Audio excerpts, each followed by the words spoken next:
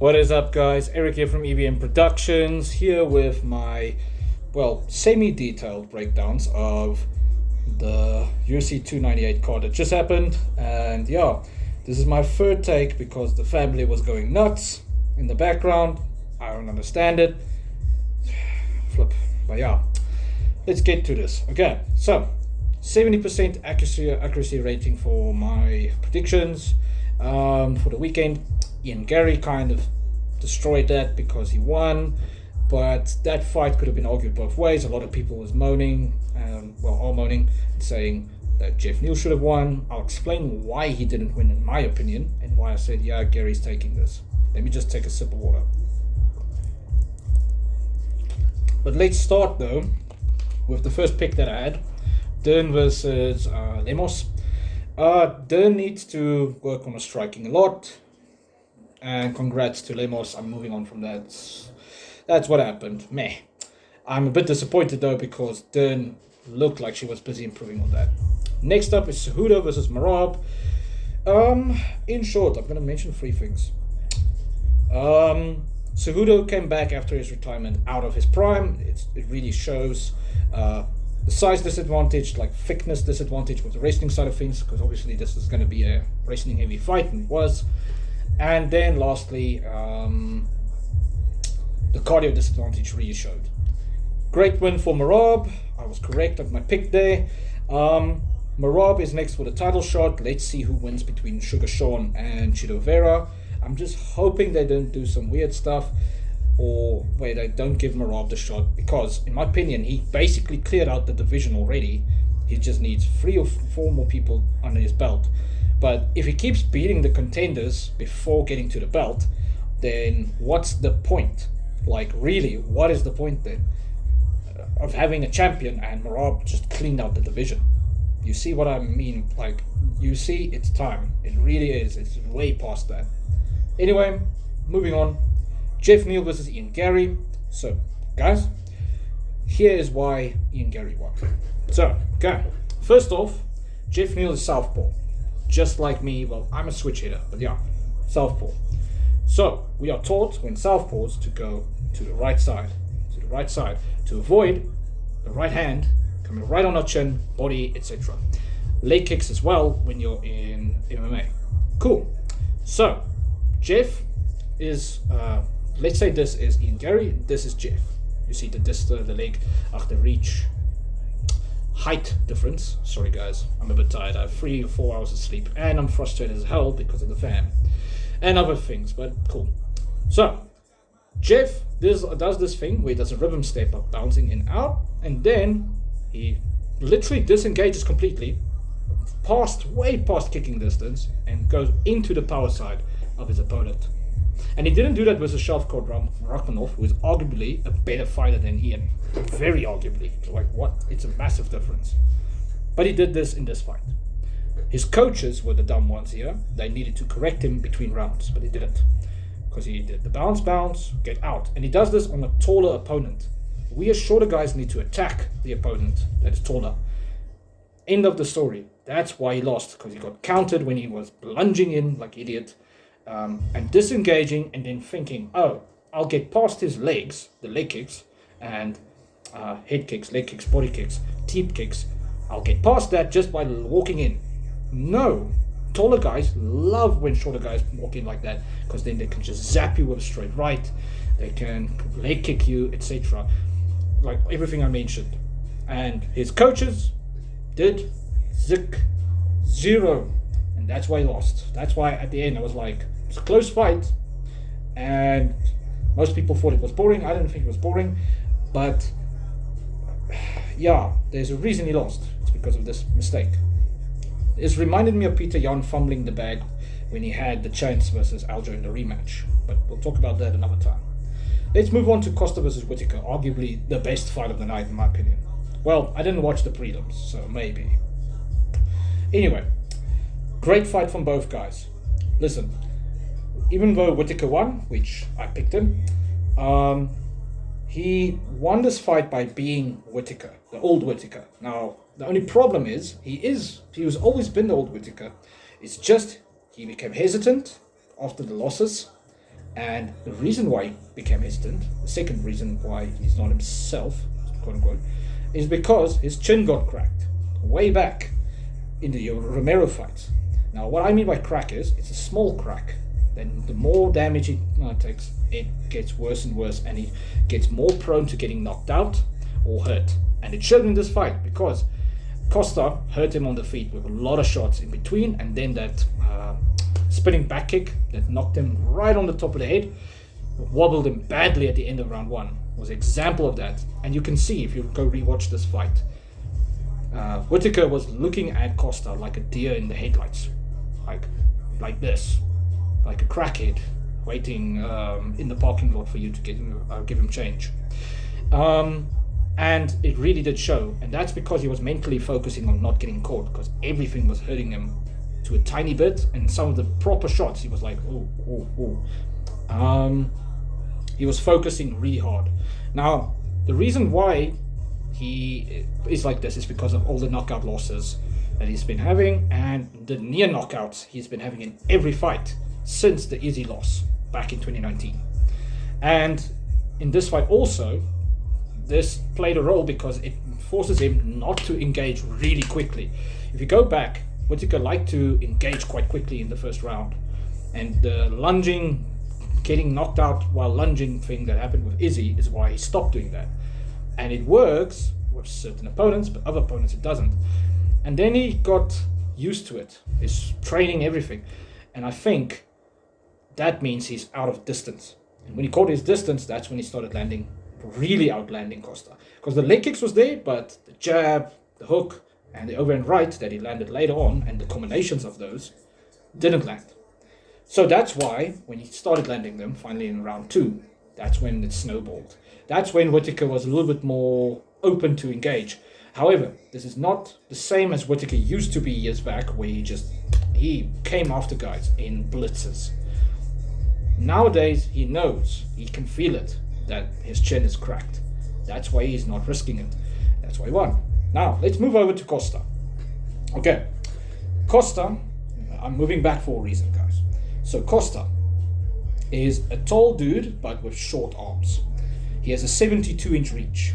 My reach is 70 inches. He has a 72-inch reach, but he is a 6-foot-plus man. I am 5'7.5" guy. You see the problem here. For his weight class, it's short, because Bobby Knuckles has a 73 to 75-inch reach. Izzy has an 80-inch reach. Dricus has a 77, if I'm not mistaken. And Strickland has a 75, 74-inch reach. That's all guys outreaching him with better hands, in my opinion. So, add on top, Costa, because he's big, he doesn't have light feet, that's what we call it. He's very heavy and sunken down to hit hard. And lastly, he threw short combinations, literally short combinations, where he was not using the jab properly. He used to throw the two as a jab, which in MMA is really not how it works. In boxing, it can work. Think Manny Pacquiao, even Canelo, you could say. Who else? Oh, Floyd Mayweather. He's a genius at using the rear hand almost like a jab, because he can throw it like a spear. But Costa is not Floyd Mayweather, and not in MMA. Costa used to fight like this. And the problem is, he has short arms, he has slow legs, well, heavy legs, not slow. Well, okay, also his footwork is not that quick. And he doesn't use his reach properly by using correct punches. That meant he got beat a lot. Now in this fight, he finally had a jab. He improved his jab. It was a lazy jab, like this, and it dropped many times, and Whittaker capitalized on it.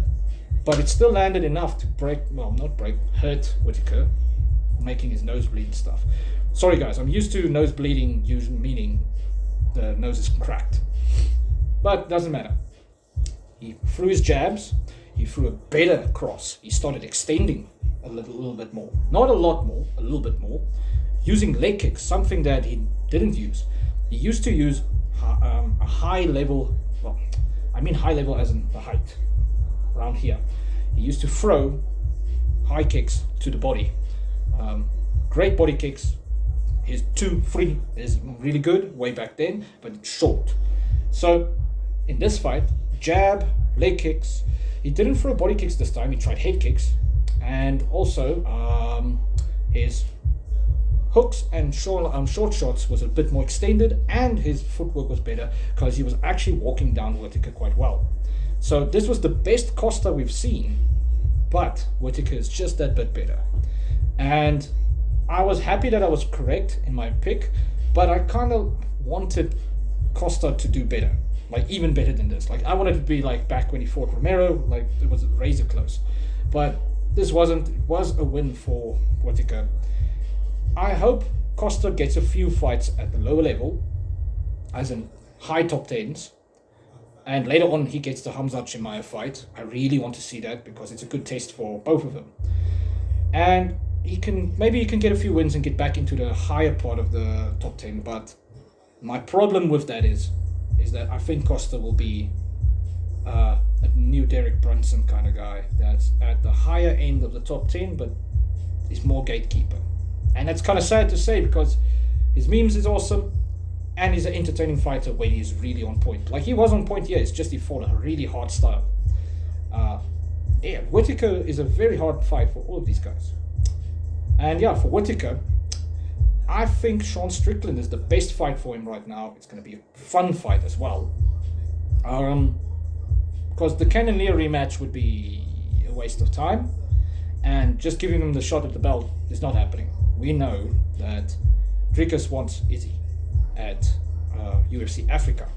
And I also agree there. Or the Sean Strickland rematch. He even said it. Those two options is his best options.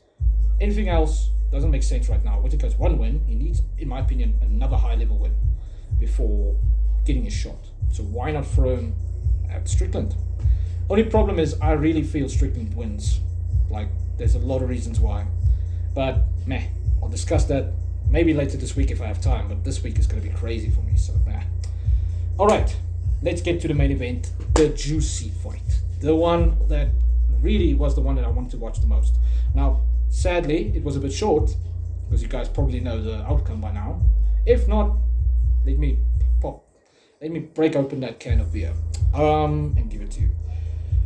Volkanovski got dropped by Topuria, and in exactly the way I predicted, in my prediction video and in my breakdown video. Just, only difference is he explained afterwards that he was throwing long combinations. Now, in boxing, usually long combinations is a thing. In MMA, we don't see it as often, and shout out to Jack Slack, he mentions this a lot. He mentions the jab being a thing that really needs to be more prevalent in MMA. Combinations, especially combinations. And there's a few more things, but for this fight, these two go hand in hand.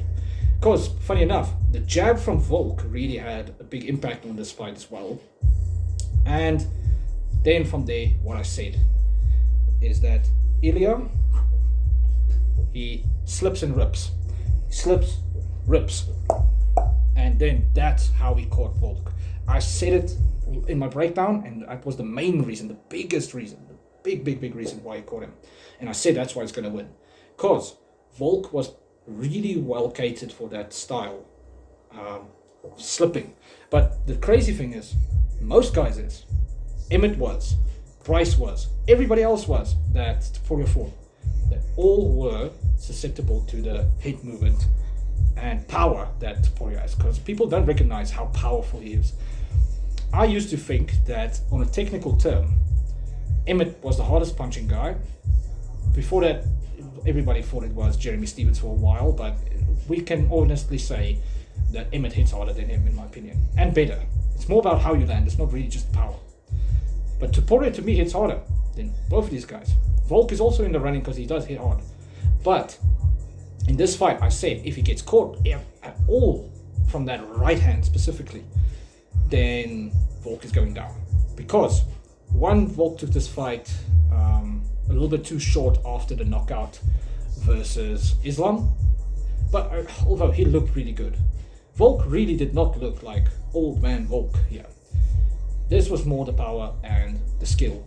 So what happened is Volk in the first round was getting away from Topuria a tiny bit, but it seemed like Topuria said afterwards as well in the post-fight press conference, he took his time. He knew that Volk he's probably in it for the long run, and that Volk is that good. And he was working on the long combinations. Now, long combinations is usually where you throw away shots. They come out as quick as when you actually want to hit somebody, like with full force. But they miss. And most people don't understand it. You miss while moving in. And then it's actually like a setup. Like when you're playing chess and you want to checkmate somebody. You set them up and then you throw that shot. And that's the checkmate. Now, usually people don't see it coming. This is what happens then. Sleep. And how he did it is, he actually, because of the distance thing in the first round, he didn't have his distance down. So he waited until he felt the jab on his face. You guys can go watch it in slow-mo. The jab landed. Then he threw the right. He started his combo.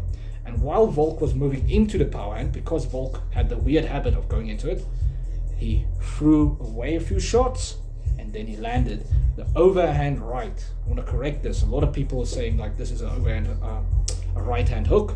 No. A curving shot like this, you can go see. He landed straight like this. That's an overhand right. It's not a hook. It's not hook. Now, doesn't matter. It's a right hand, and it's very close, very similar, but it was a overhand right. And Volk was moving into it, but Topuria was forcing him into that. He cut him off at this point of the octagon here in triangular trajectory, and when Volk met the cage there, he had nowhere to go, and he tried to defend, but he got caught. He got caught right here, if I'm not mistaken, here or right behind the ear, and he slipped because he had nowhere to pull back. He had nowhere to move his head really, because if he moved this way, there was a right hook, left overhand right, left hook waiting for him. So when he did that, he was against the cage and then he got knocked out. Now, in my breakdown, the big breakdown, I said Volk has a bad habit of dropping his hands and looking at what he's doing, like looking at his opponent. And a lot of people mentioned that this is why he got caught, and because he likes going straight and then in an L shape, he circles out from there with his hands down. No, not at all. He was in front of Volk. He felt the jab. It was kind of like bait. And he started his combination and slipping and ripping. And you can see he slipped, landed, missed, landed. And that was how he set up the KO. Because I'm trying to think, what's a good example? There's a lot of fights in boxing where guys take a shot, and because of that, they know now when to throw. Haha, I just remembered. Terence Crawford did this versus Errol Spence last year. He waited for a few shots in the first few rounds. It landed so that he can throw. I think it was his right hook, straight left. Doesn't it sound quite similar to what Topuria just did? With the hook, overhand, while slipping and ripping. He got caught, and he started rolling down the combinations that they were working on. Textbook boxing. Now, Topuria is actually a wrestler. That's why Volk didn't get him down in round 1 at all. He defended better to me, from my eyes point of view, than even Islam defended when Volk tried to take Islam down. That is crazy, and just really does tell you that Topuria is very underestimated in every way. And the boxing combination really showed it as well. So yeah, that is my breakdown, guys. I don't think I need to do a detailed breakdown, but there's more to this fight that I saw. Like Volk switching, doing that weird switch where he moves his head, really was something he needed to do a bit more, because when he did that slower, because he did it slower than what he did versus Yair, Topuria couldn't get his distance, and that's what I kind of was saying. Then also the leg kicks. I think almost all his leg kicks landed. I'm not sure. I should check the stats actually. What else?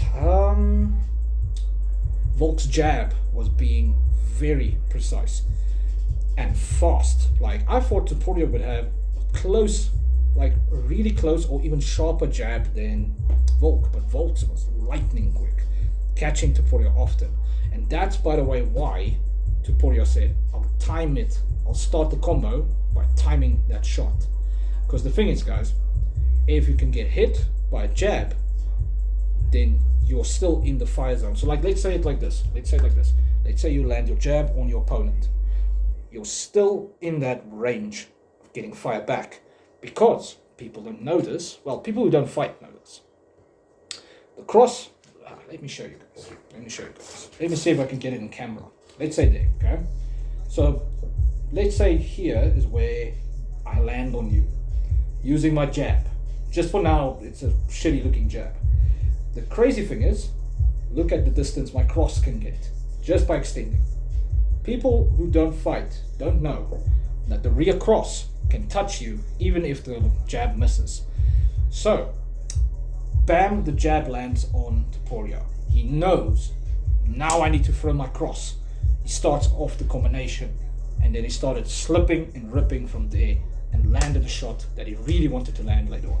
It was genius. Genius. What I want is, I hope Volk fights a few contenders, maybe get back to the belt. He needs to take off at least 8 months. That's the only problem with the situation. He needs to take off. Let Topuria fight a contender like Movsar Evloev or Arnold Allen. Who else is there?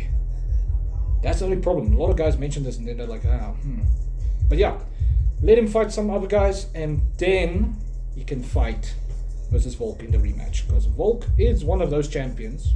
He was the number 1 pound for pound. He deserves his rematch. Like, just because he lost to Islam at a higher weight class does not mean that he doesn't deserve his rematch at his weight class after defending the belt, I think 4 or 5 times. He was on the verge of being equal to Aldo or beating Aldo. Meaning he is, in my opinion, the best featherweight of all time. Especially on how dominant he was. Like, guys, shit.